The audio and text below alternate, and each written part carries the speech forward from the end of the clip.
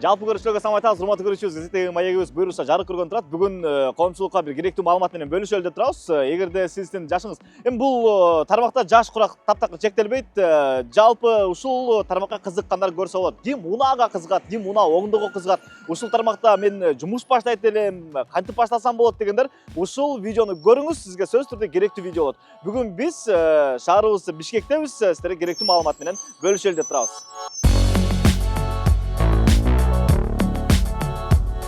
Урматтуу көрүүчүбүз, мына коногубуз ушул жерде. Бул Тоголок молдо көчөсү, шаарыбыз Бишкекте. Өзүңүздөр көргөндөй 85 дарегинде мына ушул биз бүгүнкү чагылдырчу объект жайгашкан. Мына ушул жерде эмнени окутабыз, эмнени үйрөтөбүз, анын баардыгын биз Элеман менен буюрса бүгүн чагылдырып берели деп турабыз. Элеман, ассаламу алейкум. Валейкум ассалам. Ден соолук жакшыбы? Жакшы. Аман эсен. Кече тааныштык, бүгүн чагылдырып атабыз буюрса жалпы көрүүчүгө. Келе кыскача маалымат, эмне жөнүндө? Ассаламу алейкум. Менин атым Элеман. Мен өзүм автоэлектрикмин. Көп убакыттан бери автоэлектрик боюнча окутуп келем. Мына ошол тууралуу мен силерге бүгүн толук айтып бермекчимин. Азыркы учурда коомчулукта бул актуалдуу болуп аткан тармактын бири да. Ошон үчүн баягы мен жогоруда да айтып кеттим, жаш курак таптакыр чектелбейт болуш керек, каалагандар көрсө болот. Ооба. Кандай окутабыз, эмне кылып окутабыз, кантип практика өтөбүз, бул кирешелүү тармакпы, анын баардыгын буюрса астыңкы убакта чагылдырып бергенге даярбыз. Анда баштайлы, буюрса. Азыркы учурда сабак болот бuyakta. Азыр сабак. Кандай форматта болот, кандай окутулат, эмне болуп окутулат, ошол боюнча. Бул жерде биз негизи окуучуларды эртеден кечке бир колледждин форматында окутабыз. Эртең менен келет, эртең менен сабак болот. Бул жерде Канчада келишет? Эртең менен 9да келишет. Кечке 6га чейин жүрүшөт. 9да келип, бир аз өзүбүздүн чакан уборкабыз бар. Уборкадан сабак башталат. Уборкада сабак башталганда биринчиден бул жакта доска, анан сайттар боюнча иштейбиз. Мисалы, жок, эгер сайтта жок болуп калса, доскага чалып иштейбиз. Анан ал жактан жок болуп калса, бул жакка атайын шаблондор бар, ошолор менен окутабыз. Анан платный сайттар бар. Кыскасы биринчи баштаганда ушул жерде теория өтөбүз. Теориядан кийин бул жерде мынакей лабораторный стенд уюштурганбыз. Ар бир балага эбу ремонт, ушул микроэлектроника менен иштеген ар бир бала тренировка кылат.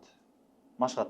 Анан кийин ошол обед ичип алышып, андан кийин дагы анан практический окуулар кетет. Ушул жерде кандай сабак өтүлгөн болсо, ылдыйга түшөбүз. Практика кылган жерибиз бар, ошол жерде ошону обработка кылып, дагы өздөрү кылышат. Анан ошол обработканын да өзүнүн убактысы бар, ал бүткөндөн кийин уже эстого түшүрүп, биринчи балдарды клиенттин машинасын бербейбиз. Себеби клиенттин машинасын рисковать эткенге болбойт. Ошол себептен балдар өздөрү көрүп турушат, убакыт өткөн сайын өзүнүн сааты бар. Бүткөндөн кийин жанында бирден туруп алып, анан машина берип баштайбыз. Мен көбүнчө өздөрүнүн машинасын берем, анан кийин өзүмдүн машинамды берем, анан кийин текшерилип калгандан кийин клиенттин машинасын берем. Негизи бул жака мындай кишилер келет болуш керек, окуганы бир зымга мурда кийин улап жүргөндөр, бир-эки машинанын көйгөйүн өз алдынча чукулап отуруп чечип алгандар, анан ошондон кызыгып арткандар келет болуш керек, мисалы. Ооба. Бир аз болсо да маалыматы барлар. Көбүнчө чын-чынын айтканда оор жумушта иштегендер келет. Оор жумуш бул эмне жумуш? Мисалы, биринчиден башка өлкөлөрдө иштеп жүргөндөр, же болбосо стройкада иштеп, же болбосо дагы бир кесиби жок, такси айдап жүрүшөт. Кыскасы ошол өзүнүн жумушу оор болуп, анан буну мындай жеңил жумуш деп келишет да. Негизи жеңил жумушпу? Негизи оор нерсе көтөрбөйт. Негизи анан баягы май болбойт дегендей. Айтылышы башка билбейм. Азыркы Кыргызстандагы эң акчалуу иштердин бири болуп калды да. Машина мындан бул жака өнүгөт эми. Азайбайт ооба. Ошол себептен азыр баардыгына эле жагы бербейт, бирок азыркы күндө баягы эң акчалуу, анан эң оңой, анан эң бат үйрөнүп турган кесиптердин бири болуп калды да. Канча убакыттан бери окутасыңар? Канча убакыттан бери? Мен окутуп баштаганыма 10 жыл болду. Ого. 10 жыл болду. Канчадасыңар? 30да. 20 жашта элеби? 20 жаштан баштап. Азыр деле мисалы биякта отурганда мына байкелер отурат да, мындай бизден жашы улуу экөөбүз тең эле экенбиз да. Анан өзүнүн чоңдорду окутуш кыйынчылык жаратпайбы? Бизде ким окутуп атат, бизден кичик экен го деген сыяктуу мамиле кылбайбы? Жок, ар бир нерседе мисалы мен өзүмөн кичинекей бала мен мисалы бокс үйрөнгөнү барсам, мен тренерим 15 жашта болсо, мен аны туура кабыл алам да. Э, Себеби ал менден чебер, ошонун илимин билет. Мен айтканын кылам. Бул жерде дагы мен бул байкелер мен только ошол өзүмдүн кесибим тууралуу гана сүйлөшөм. Темирлер кантип оңдойсуңар, кантип анализ кыласыңар, бүт бардыгын. Жашоосуна киришпейм. Ошон үчүн эч кандай кыйынчылык жок. Прозрачно кандай болсо, өзүм мындай тартиптеп түзүп алгам. Ошол тартип менен өтөрөм. 10 жыл деген бул чоң эле убакыт да, көп эле убакыт да. Бул аралыкта мындай эсиңерде барбы? Канча окуучу окуду? Анан ийгиликтүү иштеп кеткендер барбы арасында? Ооба, негизи 40 миңден ашык адам окуткан. Окуу.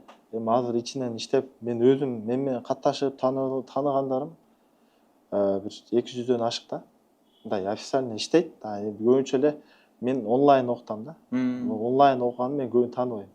Ошол онлайнда уже 30, балким 40 миң иштеп аткандыр. Көбүнчө башка за граница окушат да.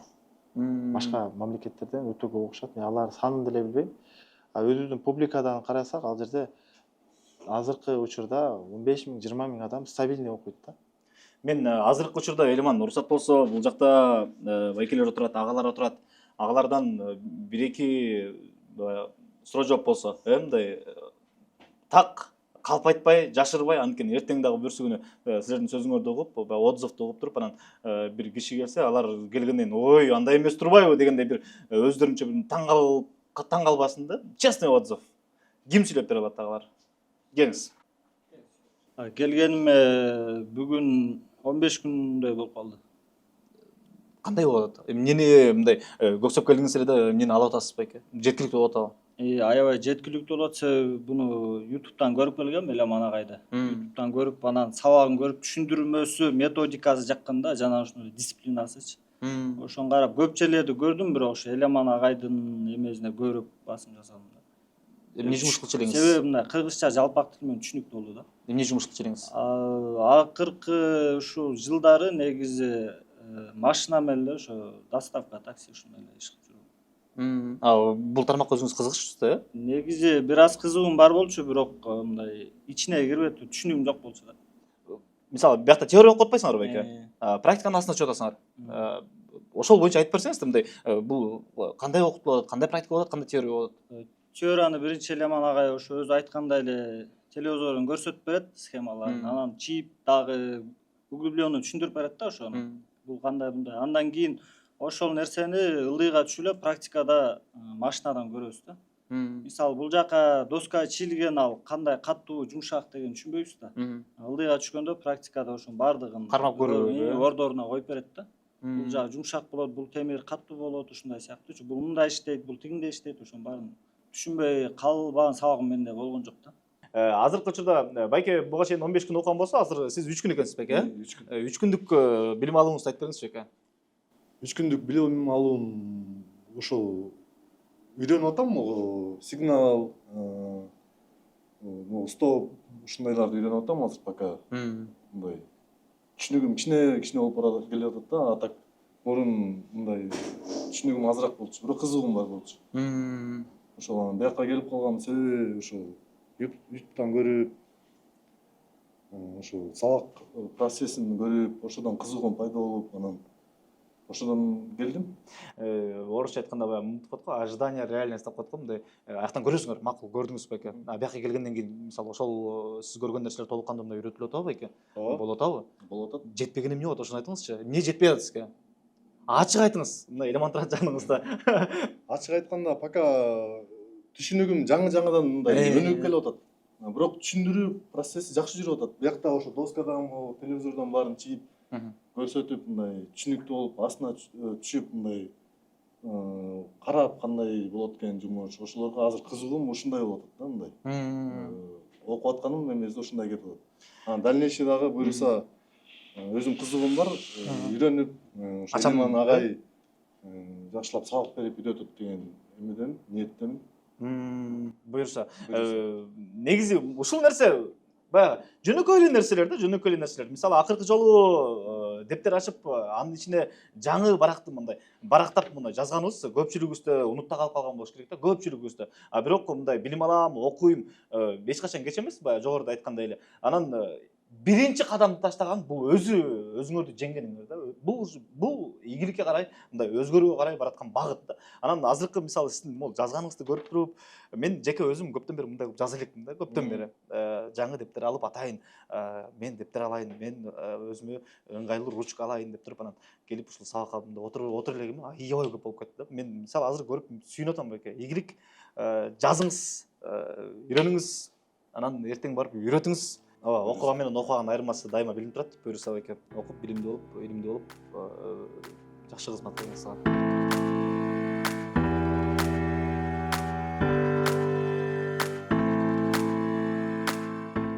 Азыркы учурда баягы байкелерди көрүп, агаларды көрүп отуруп анан ушунчалык мындай кызыгуу менен мындай көздөрүмдө күйүп турат экен го байкелердин, мындай билинип турат экен да, кызыгуу менен келгени. Ушул нерсе керек экени мындай сүйүндүрүп атат да. Ошол эле учурда эмне үчүн сүйүнүп атат, эмне үчүн көзү күйүп турат? Демек, силер баягы керектүү маалымат берип атасыңар. Ага керектүү нерсени баягы суусап турган нерсесин мындай берип атасыңар. Ошон үчүн ошондой болот болуш керек да. Мындай кээ бир учурда болот болуш керек мындай. Өзүңөр деле ырахат алып болуш керек ушул нерседен, ооба.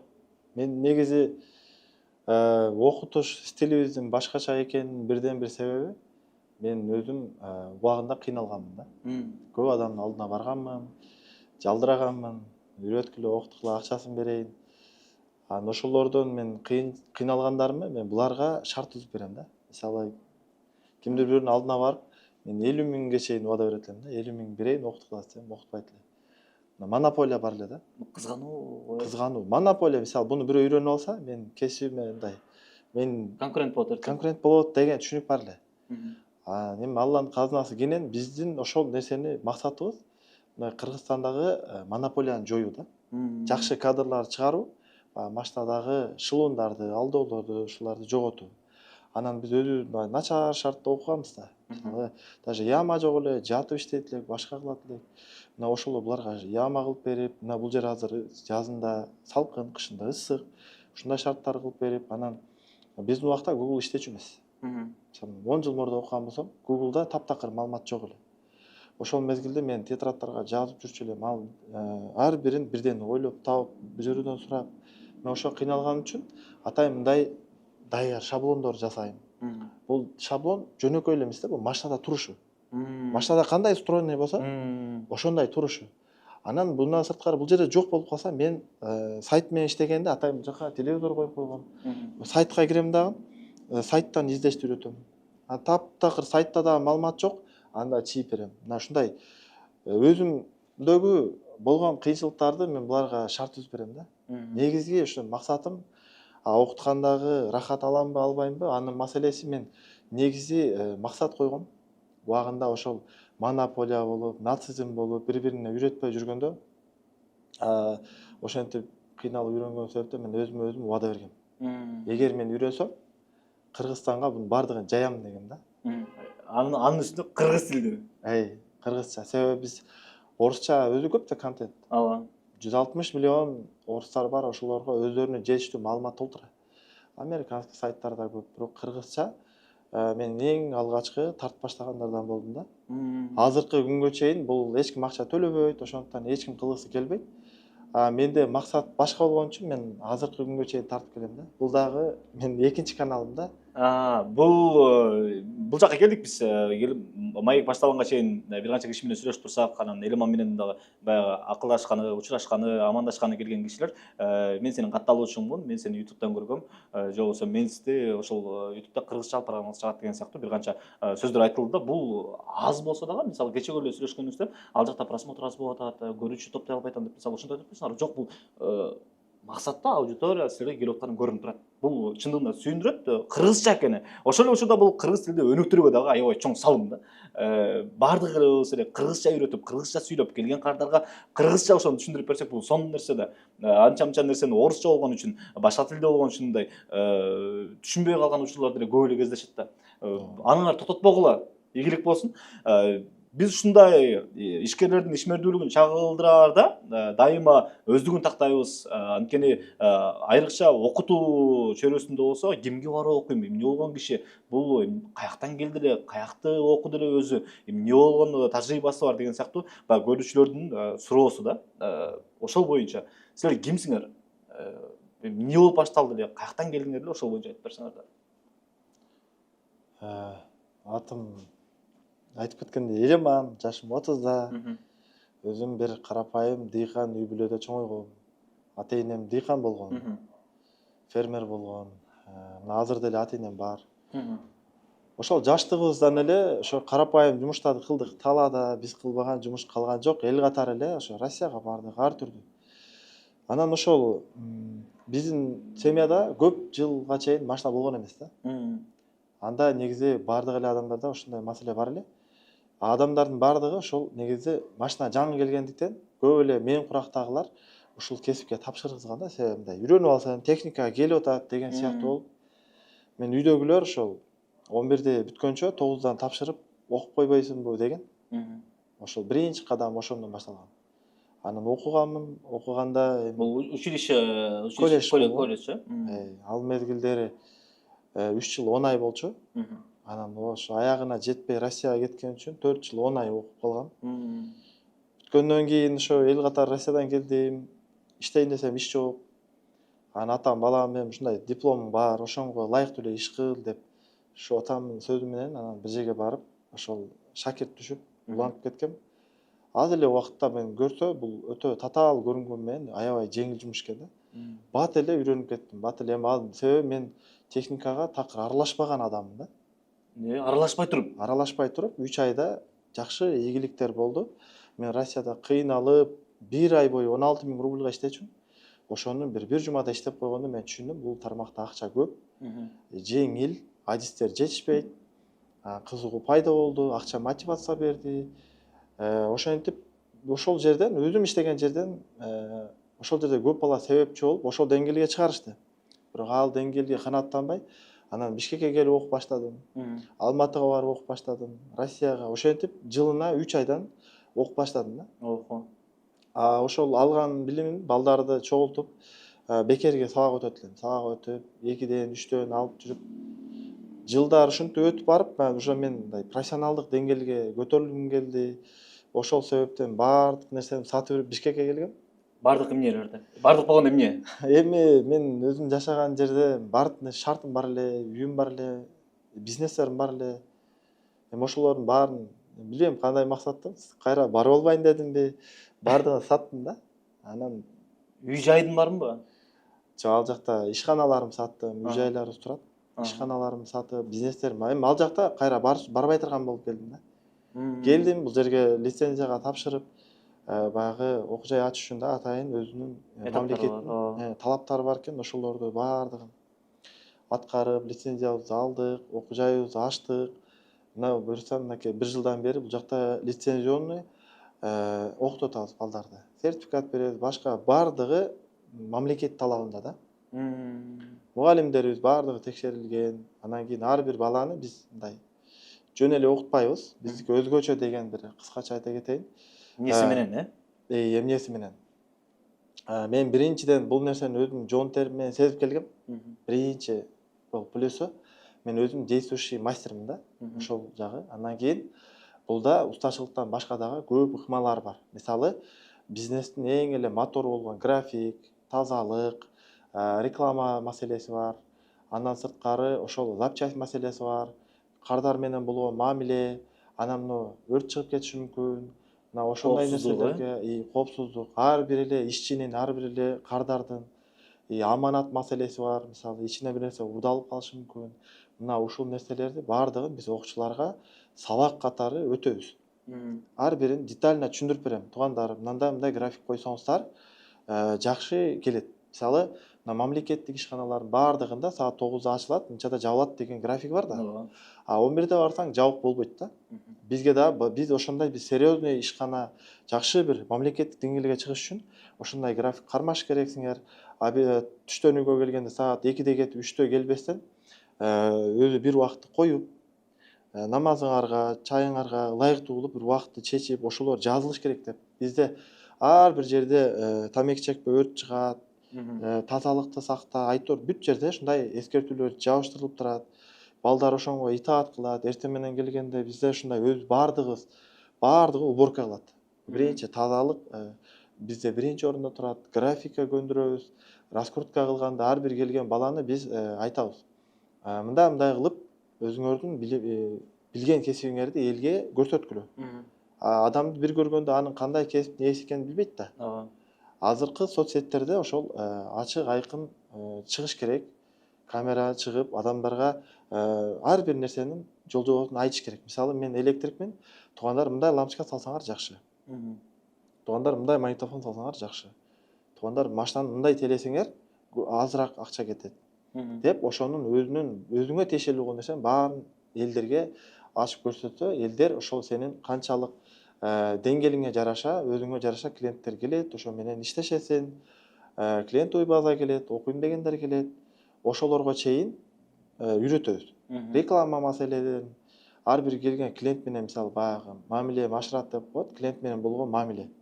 Аманат маселесинде мисалы бизде машинанын ичине отургузбайбыз. Усталарды отургузбайбыз.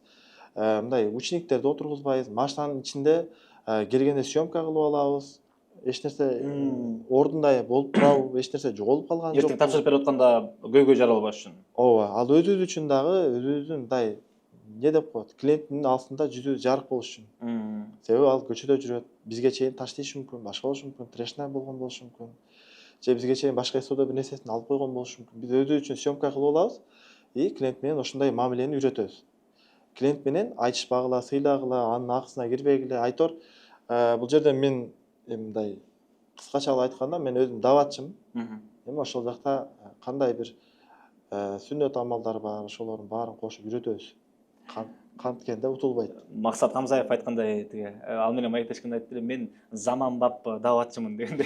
Заманбап молдомун деди. Анысыңарындай заманбап азыркы учурда баягы жаштарыбыз, коомчулугубуз мында сонун дават кылат. Ошол эле учурда сабак учурунда, ошол эле учурда кызмат көрсөтүп атканда, ошол эле учурда тейлеп атканда бул жөнөкөй эле нерсе менен адам биринчи өзү кандай болсо, келген кардары дагы, сүйлөшкөн кишиси дагы ошого жараша түзөлө берет, ошого жараша оңдоло берет. Бир киши келиши мүмкүн, бул ачууланып келиши мүмкүн. Келгенде тейлеп аткан киши ага сылык болсо, жөнөкөй болсо, ачуусунун баары тарабайбы? Кызмат көрсөтүү, тейлөө тармакты жакшырса, баягы өнүгөбүз да, өсөбүз да. Ошол эле учурда силердин да жумушуңар өсөт. Шылуундар деп атасыңарбы? Эмне шылуундар? Эми көбүнчө запчастарын алмаштырып коюшат да. Бул бардык жерде эмес. Көргөнсүңөр бирок өзүңөр практикада. Мен өзүм көзүм менен көргөн эмесмин. Бизге кардарлар жалп кылып келет. Силер урдап койбойсуңарбы?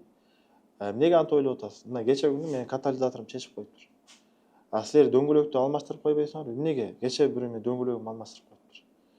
Аккумулятор алмашып кетпейби? Эмне болду эле? Ушундай аккумуляторум кече эле жаңы болчу, мындай эски салып коюптур деген бизге ушундай бир айтат да өзүнүн оюн. Биз чындыгында биздин ошол өзүбүздүн талаптарыбызды жаңыртканыбыздын, биздин оңолгонубуздун себептери деле ушул. Себеби адамдардын сөзүнө карап биз оңдойбуз да. Ооба.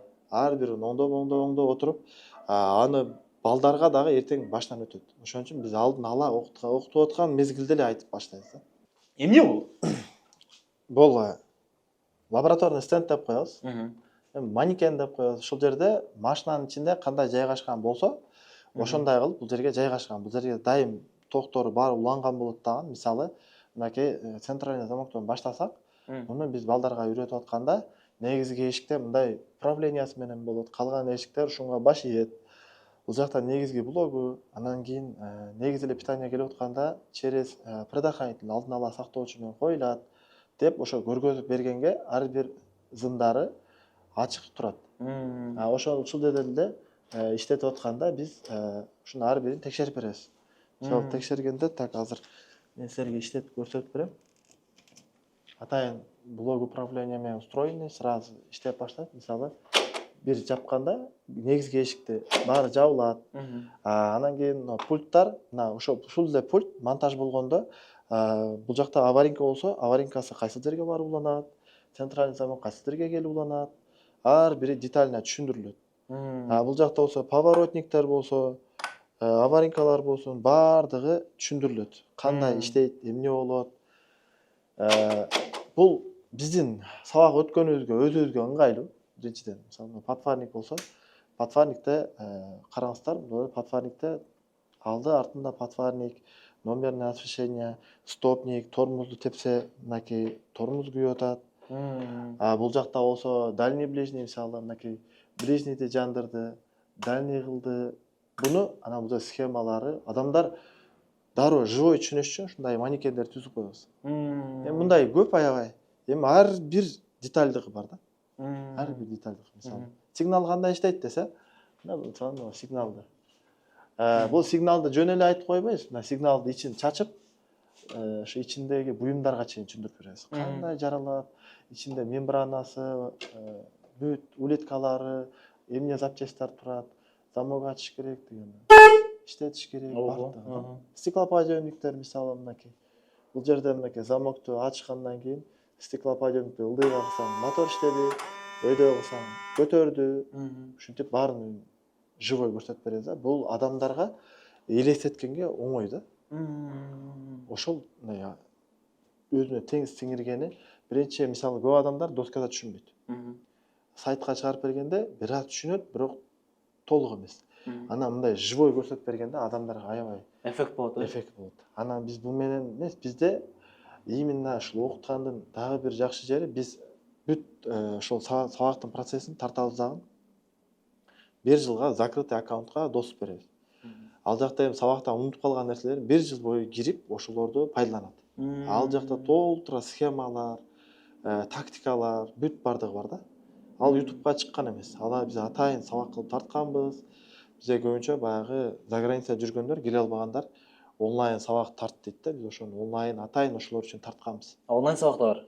Биз онлайн көп жылдан бери окутуп келебиз. Ошол онлайн форматта ошол ар бирин бул жактан көрсөтүп беребиз, живой көрсөтүп беребиз, чачып көрсөтүп беребиз. Ал биздин жаныбызга келбейт, бирок ошону сезет. Жон терisi менен сезгендей эле сезет. Себеби анын колу биз болуп беребиз, аткарабыз. Бүт бар детальдарды. Ошону карап эле жасап коет да, мындай айтканда. Көп адам онлайндан болот. Бул кесипте онлайн болот. Себеби бул кесип бир көрсө кыла бере турган жумуш да. Бул мындай бир чеберчиликке окшош нерсе эмес да. Чеберчиликте мындай түз тигиш керек. Же ушундай деген бул андай эмес. Бунун бир нерсени сындырбай туура чыгарыш керек, кайра сындырбай туура салыш керек деген илими бар да. Ошону эле кылса онлайнда мисалы көбүнчө бизде Америкада окуйт. Америка, Англияда биздин кесип өтө бааланат. Ошол жакта балдар бизге өтө көп окуйт. Мен таанып алган түрк балдары окуйт, алар аябай мындай ошонго кызыктар да. Ошондуктан онлайндагы биз чыгарып, арзан эле кылып, ошо аз эле болсо дагы биздин услугабызды актай тургандай кылып чыгарып беребиз. YouTube'да дагы бар. Бекер. Бүт баары бекер YouTube'да турат. Бекер нерсени адамдар баалабайт.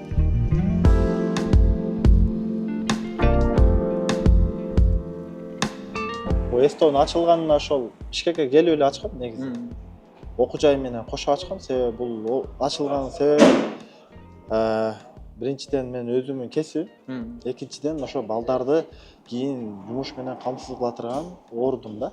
Мындай эстолордон буюрса биз Бишкекте көп ачабыз. Азыркы учурда көбүнчө мен өзүмөн чыккан балдарды эмес, башка жактан көп жылдык опыту бар балдарды алып келем. Же мен өзүм 5 жыл мурда окуткан. Мындай айтканда кадрларды биз мындай күчтүүрөөк кадрлар койгонго аракет кылам. Өзүм кечке окуу менен алек болгон үчүн көп учурда мен өзүм иштей албайм. Жетишпейсиң. Мен өзүм иштерим бар. Мындай микроэлектроника, эбу ремонт, прошивка, автоэлектрик боюнча мындай өзүмүн баягы көп жылдык стажы бар балдарды атайын чакырып, ошолорду мугалим кылып, жардамчы кылып айтор, ошондой процессте колдонобуз. Эстодо мынакей бул жактан сырттан келген клиенттердин машиналарын тейлейбиз. Жогоруда айттыңарбы силер. Бүт баарын өзүм кылам. Ошол эле оңдогон, ошол эле жарнама, ошол эле кабыл алуу, ошол эле чалууларга жооп берүү. Мунун баардыгына мисалы кээ бирөө ачкөздүк кылыппы, же болбосо кээ бирөө мисалы кошумча бирөөгө төлөп бергенден качыппы, анан албай да коюшу мүмкүн да кардар. Туурабы? Бул нерсе эмнеге алып келет? Силерде кандай иштейт бул нерсе? Негизи ар бир адамдын өзүнүн жумушу бар. Мисалы эгерде бул жерде уста кечке кардар менен сүйлөшүп жүрө берсе, ал иштей албайт. Андан кийин ал дайыма мындай басым менен иштейт да. Ойлонот, бир нерсени табат. Ошол мезгилде ал кардар келген мезгилде туура эмес мамиле кылып коюшу мүмкүн да. Ошол себептен атайын тосуп алганга биз адам коебуз. Мисалы клиентти тосуп алат, анын көйгөйүн угат, жазат. Мына ошондой ар бир адам өзүнүн жумушун кылса, бул адамдарды жакшы тейлөнөт. Машиналары айтылган убакытта бүтөт. Эгер бардыгын өзүм кылам десе, адам операционныйда жүрсө, ал бардык эле адамдын эки эле колу бар болгондуктан ал көп нерсеге жетишпейт. Эгер көп нерсеге жетишсе, анда толук болбой калат. Ошол себептен биздин эстодо мисалы администратор өзүнчө, менеджер өзүнчө, реклама тарткан бала өзүнчө, мен өзүм сабак берем, ал өзүнчө. Анан кийин бул жерде бүт тазалыктарды карап, айтор ар бир өзүнүн иши бар. Ошол себептен команда менен иштеген бул өсүүгө жардам берет. Жөнөкөй эле дөңгөлөк алмаштырган барганыбызда тим эле көзүбүзгө укмуш башкача көрүнүп кетишет го, мындай эми чын эле бошобой болуш керек негизи алар делечи. Убактысы жок болот болуш керек, бирок ушунчалык көзүң карап турасың го. Ой, алмаштырып берип койсоңуз мен барчу жерим бар эле, тиндей бар эле, мындай бар эле деп. Эми ал барчу жериңде эле убактысын алдын алып, мындай ошого даяр болуп барасың, бирок өзүң көксөгөн учурда, мындай керектүү учурда убактысы менен алмашпай, мисалы жылып кете берет го убакыттарчы. Убакытты демек туура пайдаланыш үчүн кызматкерлерди коюш керек. Ооба. Устанын графигин түзүп бериш үчүн атайын менеджер мисалы туруш керек. Ооба. Анын баардыгы болбосо бул башаламандыкка алып келет.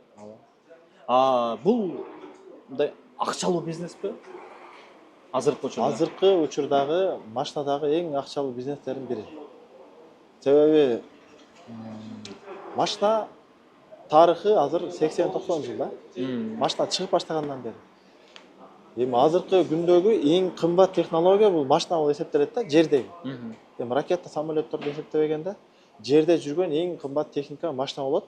Бардык адамдар машина алганы, машинасы жок болсо, машинасы бар болсо, аны жакшыраак машинага алмаштырганы, бир үйдөн кийин эле машина турат. Азыркы күндө машина өтө көп маселени чечип албады. Алысың жакындатат, бир жумушуңду ташыйт, өзүңдү ташыйт, айтор. Машинаны адамдар айдабай кое албайт. Ошол себептен бул сезону жок, анан даимий жумуш. Үйүндө деле ачып алсаң болот. Жок, мен масштабный иштейм десе, Бишкекке келип, чоң эсто ачып, сетевый кылып, аны менеджерлерди коюп, бардыгын. Мисалы, өтө чоң бизнеске айланса болот. Ошол эле учурда эмне үчүн ар бир адам өзүнүн жумушун кылыш керек. Мисалы, мен өзүм бул жерде көп болбогондуктан, анча-мынча клиенттерди усталары наразы кылып коет. Анан мен ошол эгерде комментарий жазсам мага келет да. Ошол мезгилде мен менеджерге айтам. Ушундай машинаны бирөө наразы кылып коюптур. Ошол адамды табып, сүйлөшүп, акчасын кайрап бергиле же жасап бергиле деп мен талап кылам да. Кайра чакырып келе деп. Менеджер устан ошондой кылат. Ошол бири-бирибизди оңдогон себептен сапат жаңырат, жакшыланат. Астыга да жылуу болот. Жылуу болот. Негизи эле биздин максатыбыз ушул. Кыргызстанда баягы монополияны жоюп, ар бир кардарга жакшы мамиле кылынса, анан эми арзанбы, кымбатпы, негизи алдабаса, клиент менен туура мамиле болсо, айтылган убактысында бүтүрүп берсе. Мастер, эгерде жашыруун болбосо, мастер канча айлык алат? Бизде ар бир мастер мисалы сделанный деп коет. Иштегенине жараша алат. Жакшы усталарым 60-70% алышат да. Иштеген акчасын. Калган пайызын мен алам, анан ошонун ичинде арендаларды, администраторду акчаларын төлөп ошондой. Оңдогондун 60-70%ын уста алат. Бул 50-50 дагы эмеспи, Жок. 50-50 болгондо жакшы усталарды иштете албайсың да. Жакшы усталар 50-50 иштебейт. Өзүнө ишенген, ишине жооп берген балдар ошо жок эле дегенде 60 иштейт.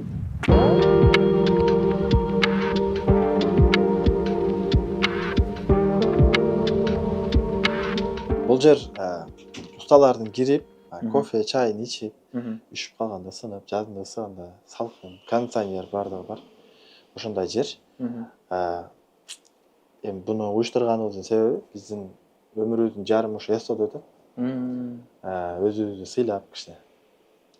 Ден соолукка карап дегендей.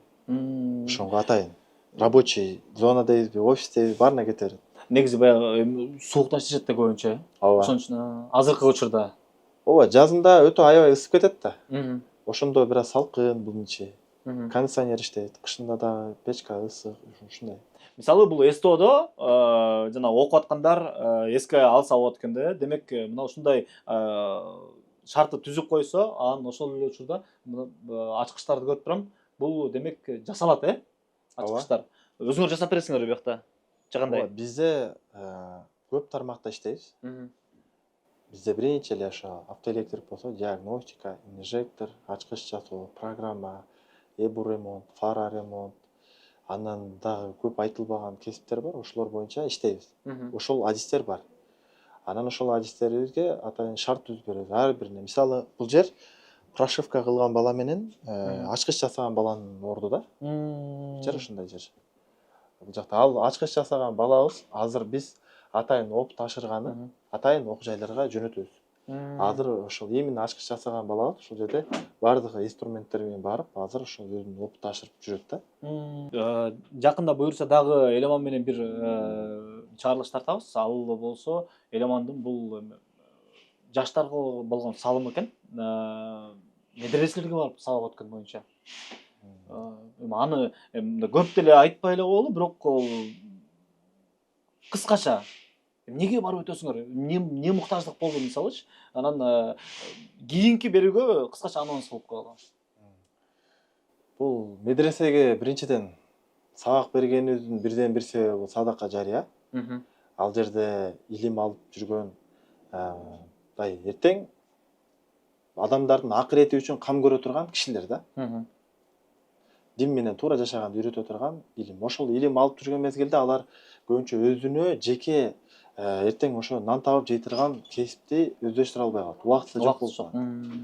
Алар ал жерде 7 жыл, 8 жыл окуганда ал убактысыз деле болбойт. Андан чыгып үй бүлө куруш керек, башка. Ошол окуунун ичинде биз бир аз болсо дагы эми өзүбүздүн салымыбызды кошуп калайлы, акыретке иштеп калайлы деп ошол атайын барып медреселер менен договор кылып, ошол барып сабак өтөбүз. Ал үчүн атайын даярданып койгонбуз.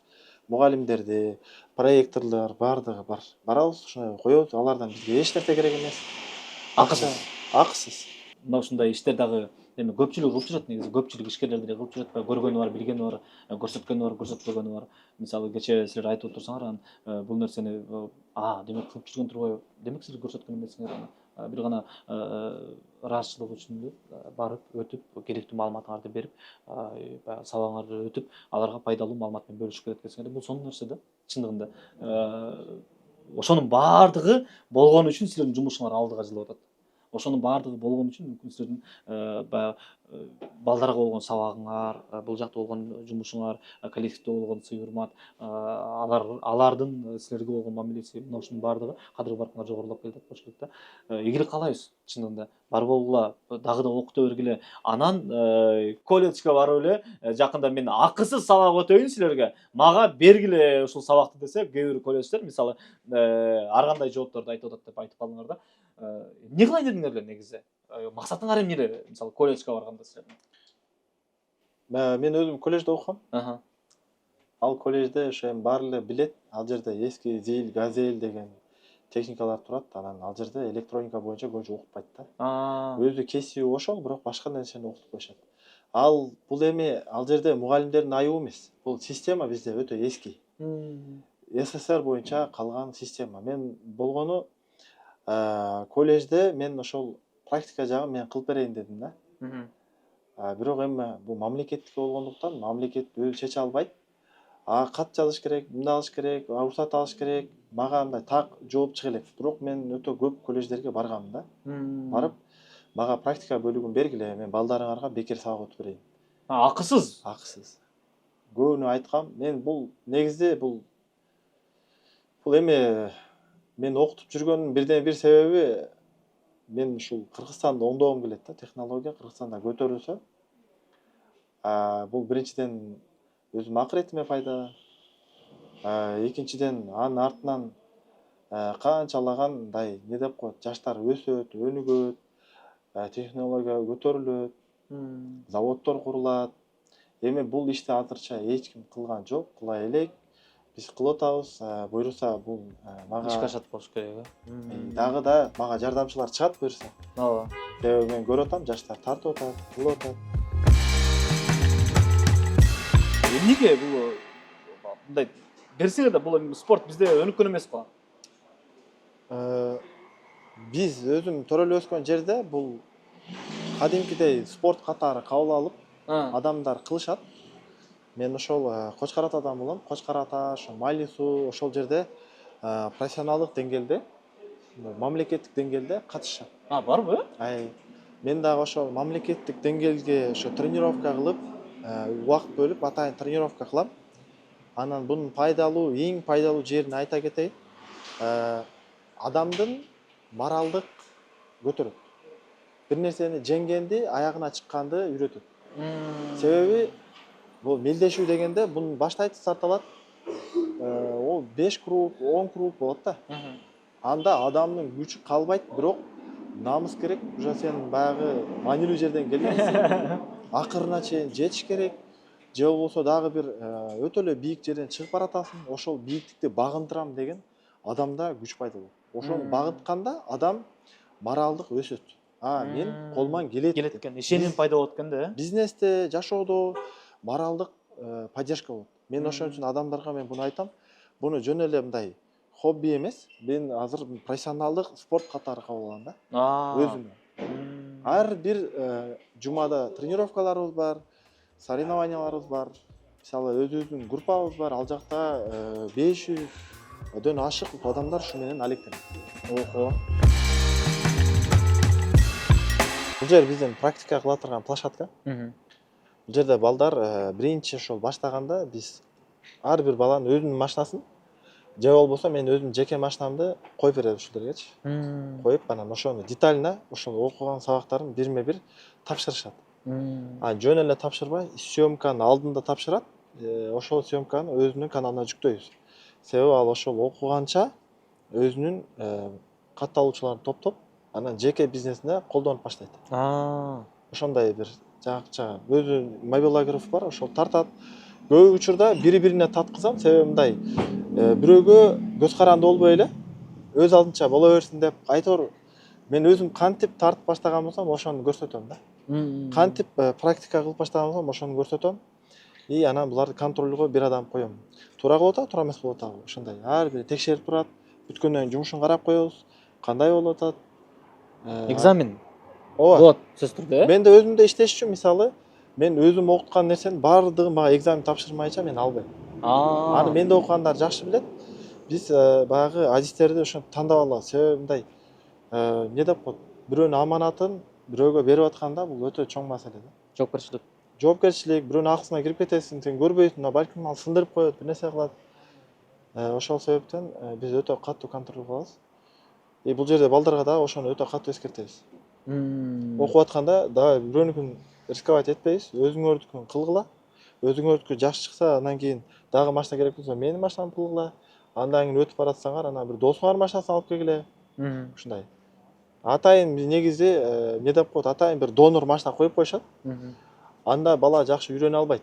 Эмне себептен дегенде, атайын коюлган машина ал бир машина да. Балдар аны айлана берип, аны үйрөнөт, бирок андан жаңы машинаны кыла албайт.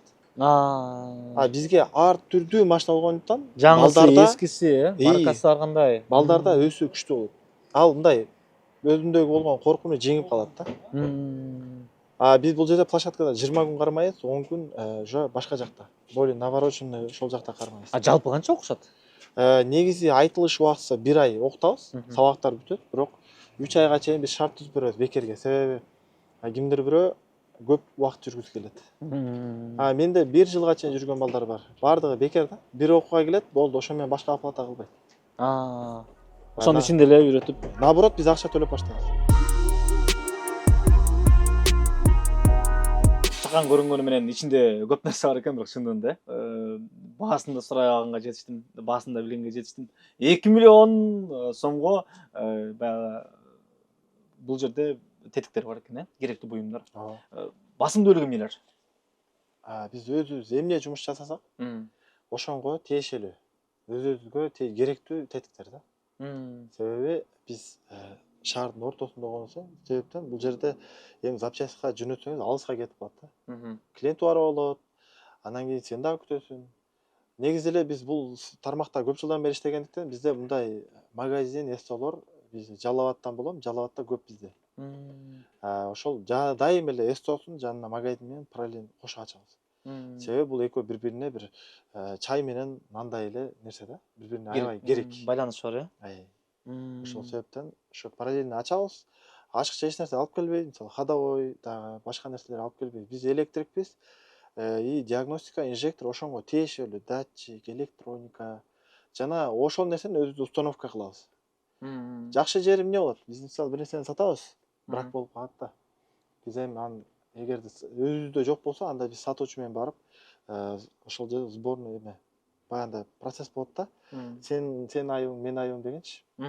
А ошол нерселер азыр бизде жок. Мисалы бир нерсе брак болуп калдыбы, биз алмаштырып беребиз, кайра бекер алмаштырып беребиз. Эч кандай бир маселе жаралбайт, өзүнүкү болсо жакшы.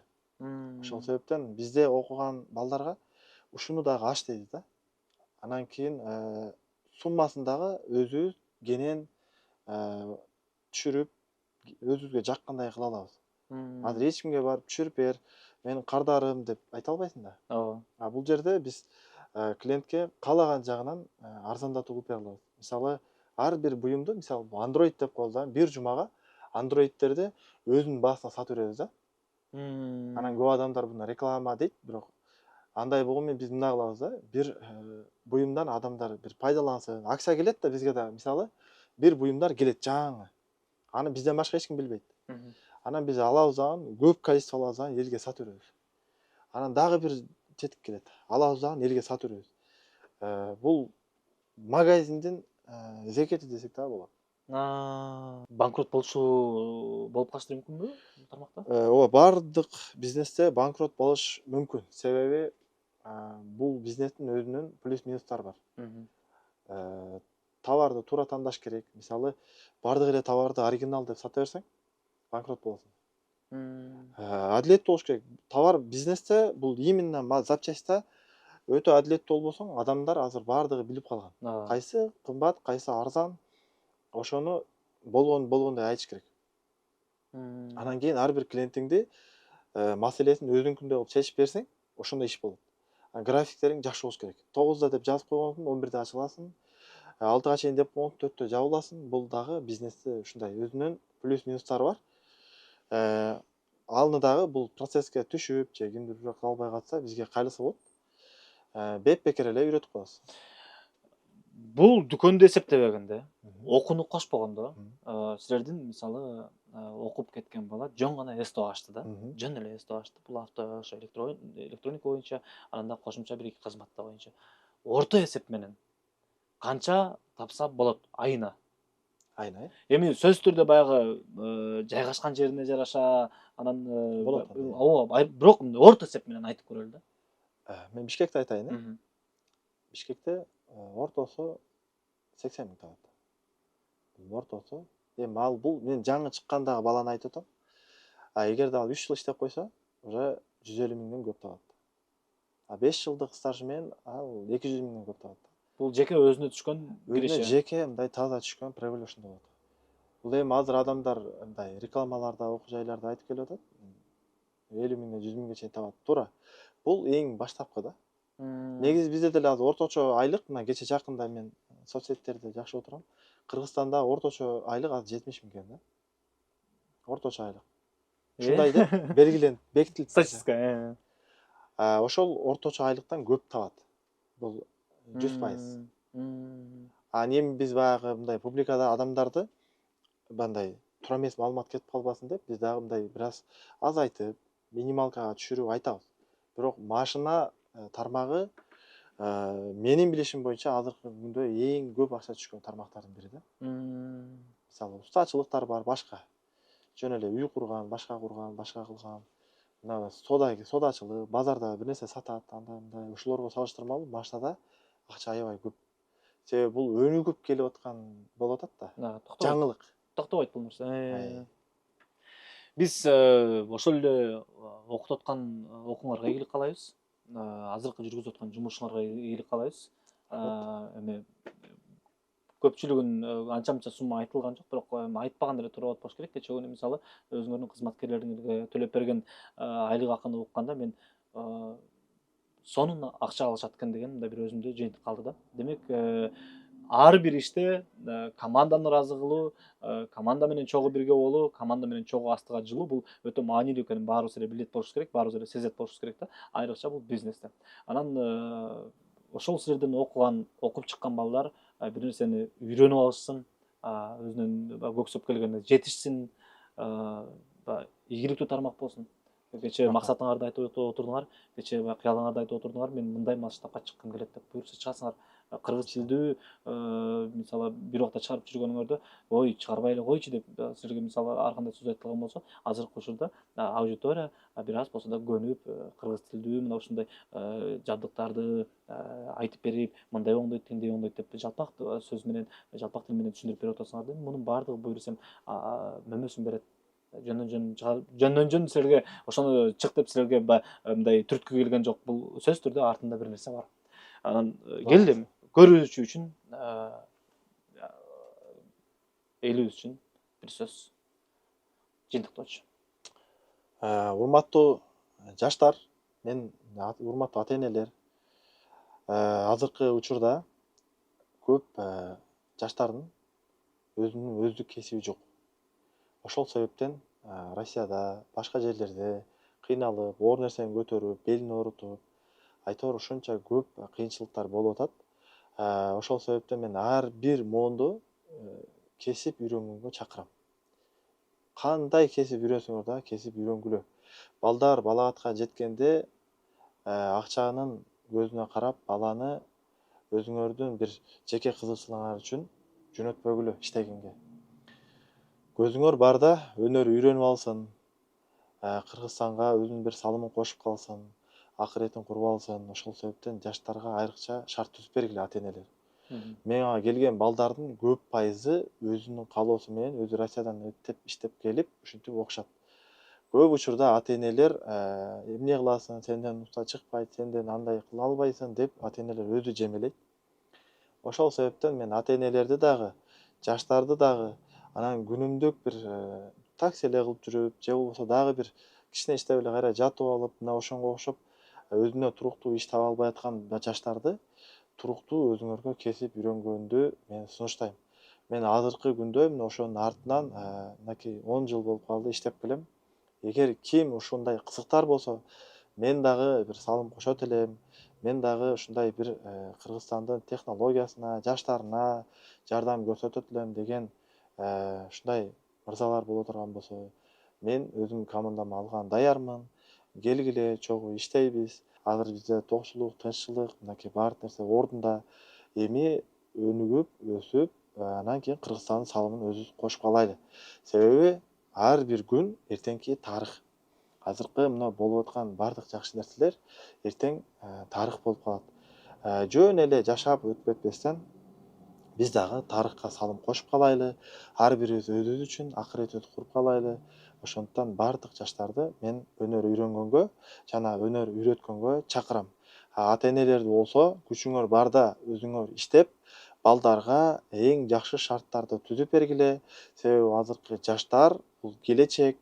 Канчалык азыр жаштарды колдосок, ошончалык келечегибиз оңолот, өсөт, өнүгөт. Мындан дагы жакшы жашоолор келет. Силерге дагы терең ыраазычылык. Алла ыраазы болсун.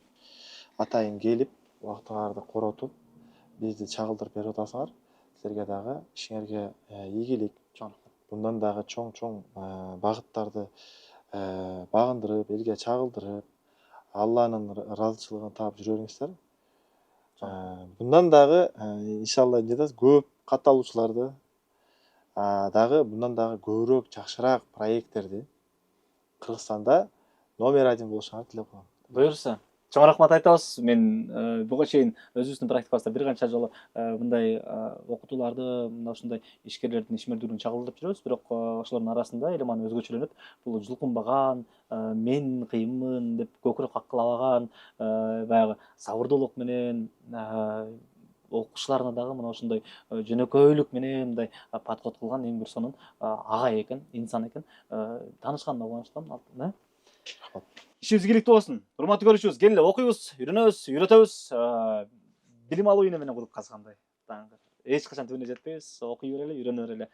Урматтуу көрүүчүбүз, мына ушундай эгерде бүгүнкү маегибиз, бүгүнкү чагылдырган материалыбыз силерге анда пайдалуу болгон болсо, сөзсүз түрдө комментарий бөлүккө өзүңүздүн оюңузду жазып кетиңиз. Жаккан болсо лайк белгисин коюп коюңуз. Биз сүйүнүп калабыз, кубанып калабыз. Кийинки бөлүмдөн көрүшкөнчө аман эсен туруңуздар.